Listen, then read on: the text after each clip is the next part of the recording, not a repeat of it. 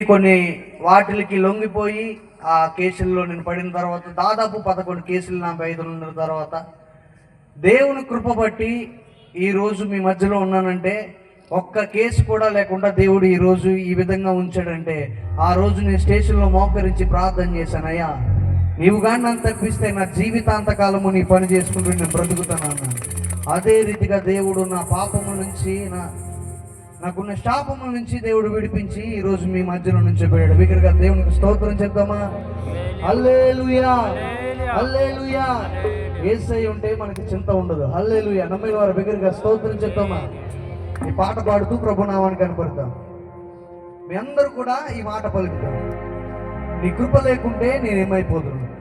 నీ ఉంటే చాలయ్యా నా మంచి యేసయ్యా, నీ ఉంటే చాలయ్యా నా మంచి. మాట పలుకుతామా? నీ ఉంటే చాలయ్యా నా మంచి యేసయ్యా, నీ కృప లేకుంటేనే నేనేమైపోదును. నీ కృప లేకుంటేనే నేనేమైపోదును. నీ ఉంటే చాలయ్యా నా మంచి యేసయ్యా. ఒకసారి స్వీకరించి, నీ ఉంటే నా మంచి. మరి ఒక్కసారి, నీ ఉంటే చాలయ్యా నా మంచి యేసయ్యా.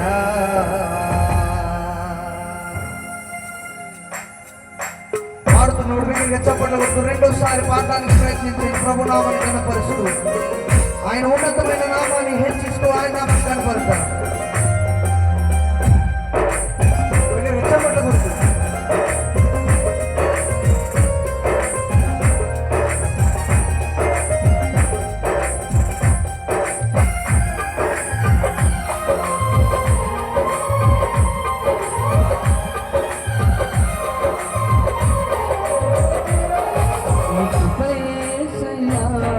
నేనుండుటకు నీ దయ వలనేనయ్యా, నీ గుర్తుకు నీ కృప యేసయ్యా.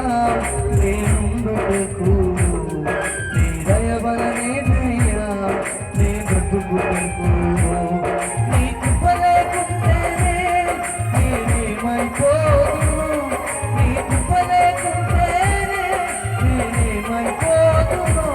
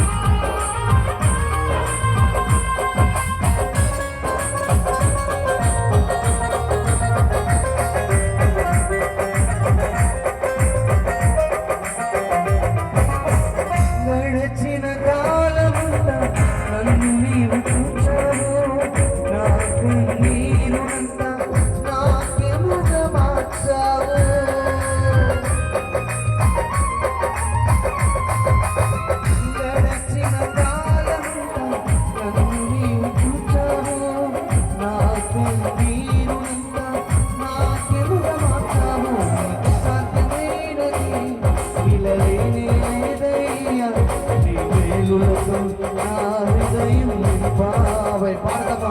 నీకు సాధ్యమైనది